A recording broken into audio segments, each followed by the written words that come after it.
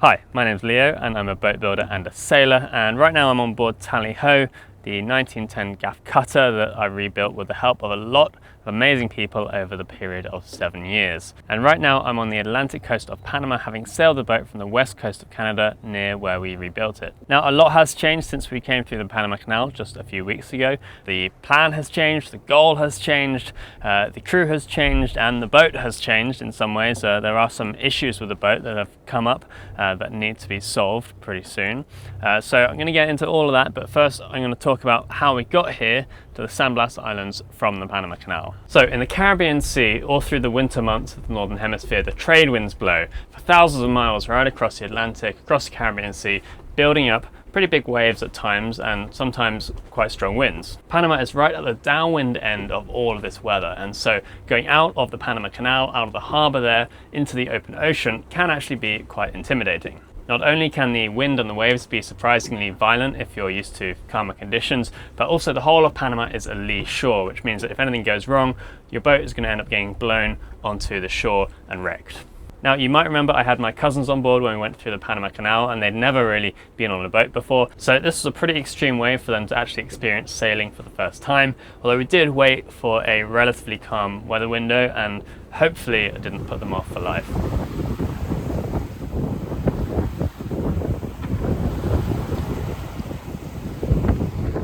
We had a good sail up the coast, stopping in a couple of places, and then they had to head back home from Linton Bay, which is a great little marina tucked behind some beautiful islands. After that, Marat and I continued east towards the San Blas Islands, also known as Guna, which is a group of very beautiful, quite remote islands off the Panamanian coast. It's autonomously run by the Guna, who are an indigenous people in the area, and it has a sort of legendary status among cruising sailors as a really special place to go. Hi guys! Hi! Have a good trip! We'll race you home!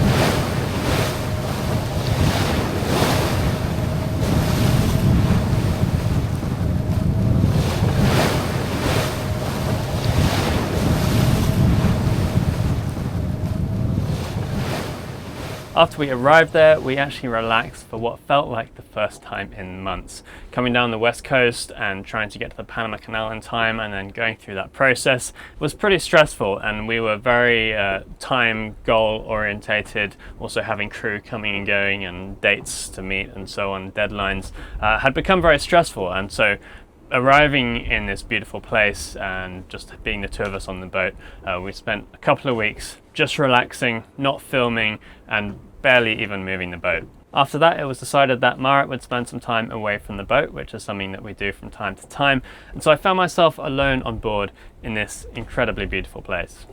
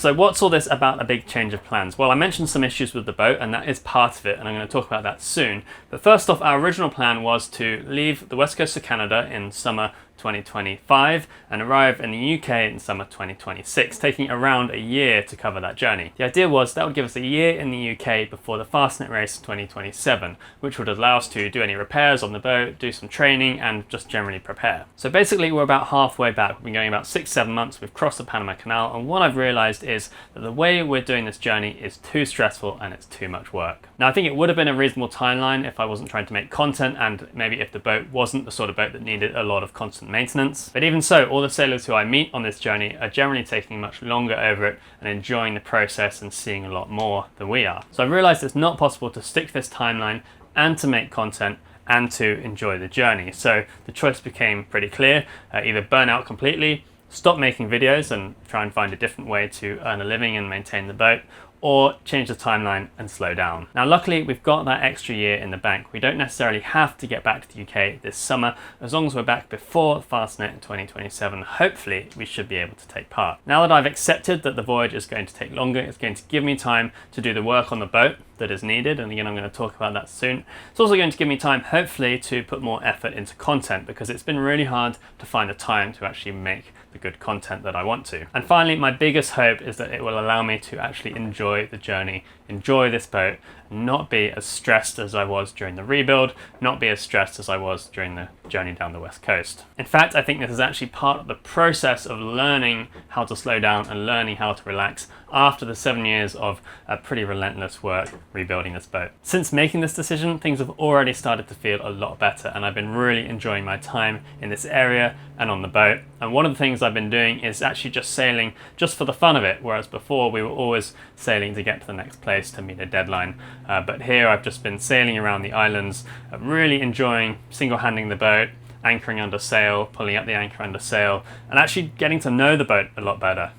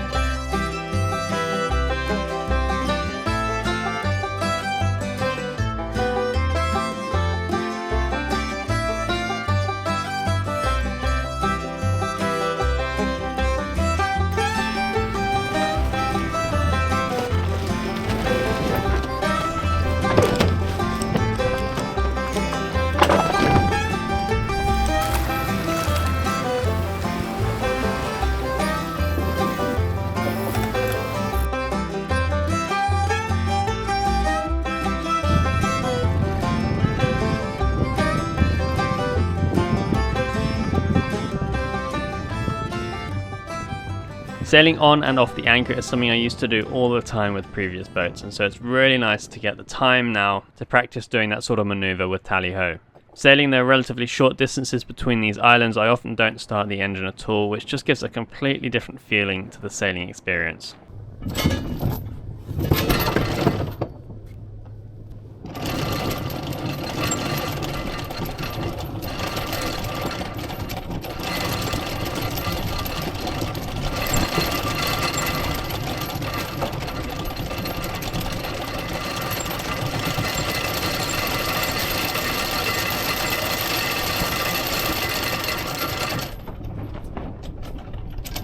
There are quite a few different methods and techniques for anchoring and hoisting anchor under sail, and the right thing to do really depends on the particular situation you find yourself in.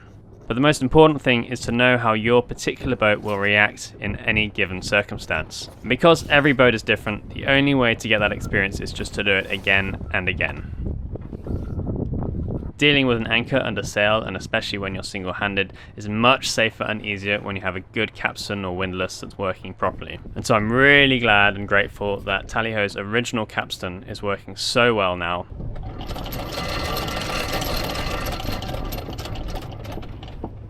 It gives me a really good level of control when hoisting and dropping the anchor. Like any piece of machinery, it's going to require maintenance from time to time, but I'm really glad that we put the effort into rebuilding it, and I'm really grateful for all the people who are involved.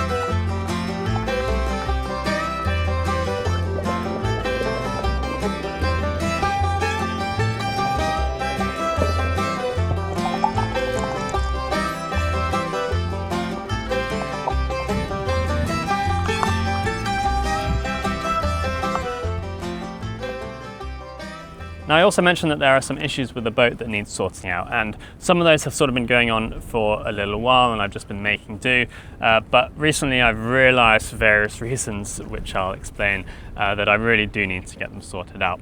Now, the first one is with my navigation system. I use a program called Time Zero, which is basically a chart plotter that runs on a PC at the chart table, and it's a very good program. I highly recommend it, really enjoy using it.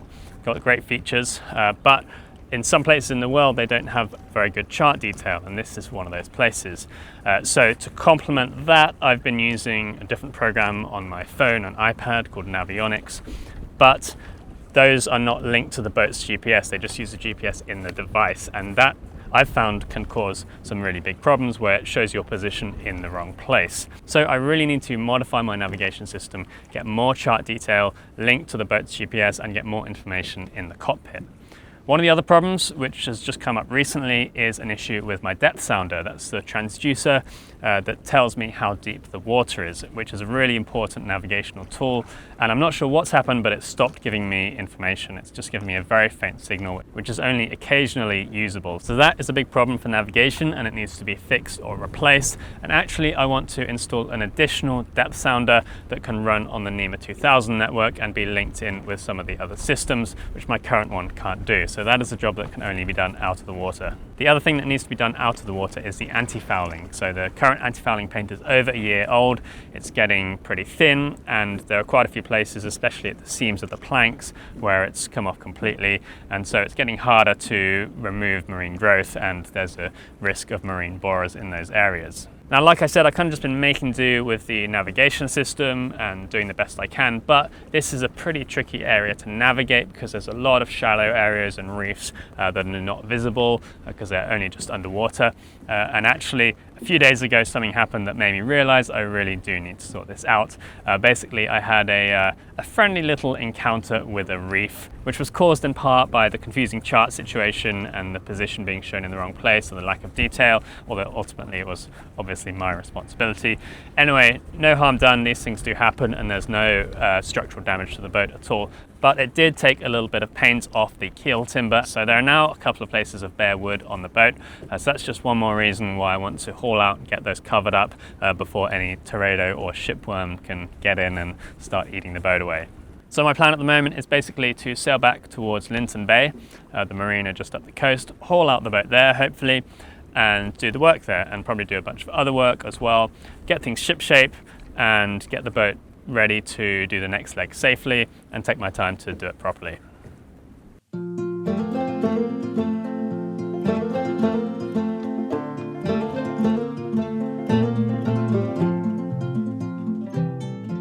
So this small anchorage I'm in right now is very cool because it looks like there's no way in or out of the lagoon, but actually there is one point in the reef on the outside where it's deep enough that you can just sneak in with a couple of feet under the keel.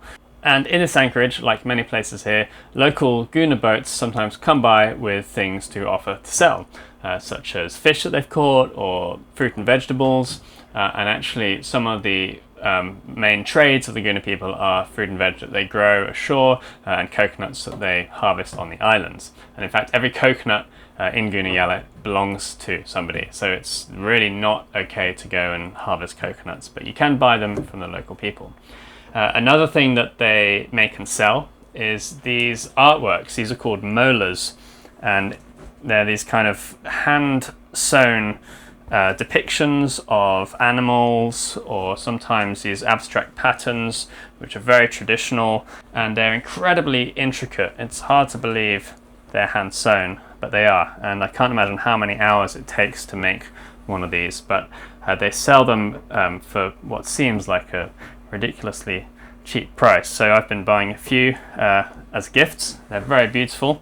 Another similar thing that the local people make and sell is flags, and you're required to fly the local Guna flag when you're here on a boat, much like courtesy flags in the rest of the world.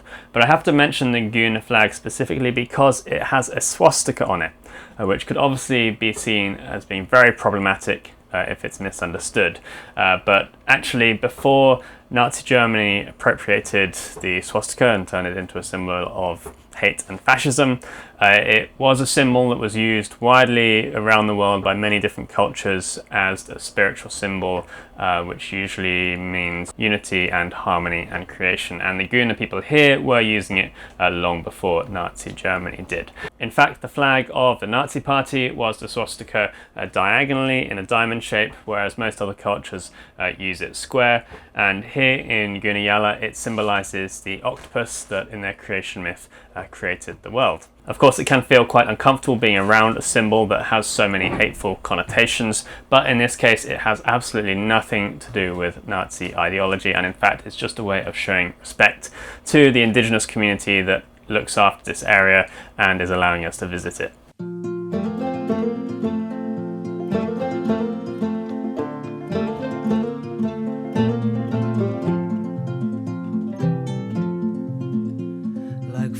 From the ocean, the visions rolling, dam break of tears in a barroom in Berlin.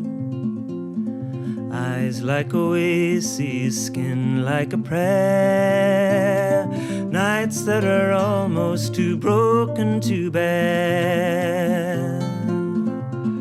The wild winds blow, the river flows. Everything changes, everything's vivid and slow. Wings of a crow, the river flows, wild winds blow. The heart that is broken grows wild and holy and bright. Moon in the night.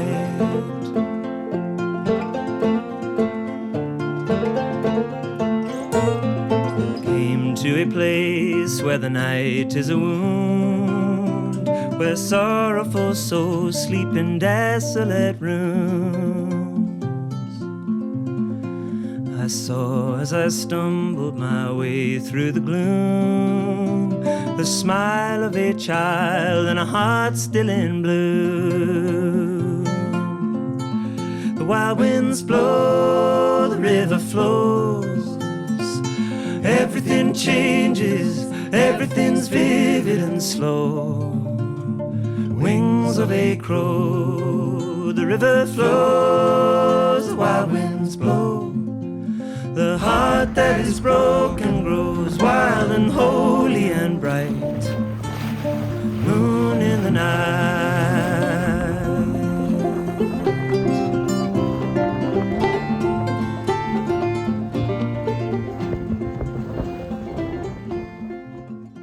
Now, one of the most amazing things about this area, of course, is the indigenous community that owns it and operates it. And actually, I'd really like to do a full video about their culture and also about the beautiful boats that they build, the canoes that they sail around here. But not everyone likes to be on camera, of course, and you've got to be sensitive, and I think it might take a little bit of time to find the right people. So that might be something that I do after hauling out, coming back here, maybe trying to find a local canoe builder who would be happy to be interviewed. But really fascinating stuff. It's a matriarchal society also, which is really interesting.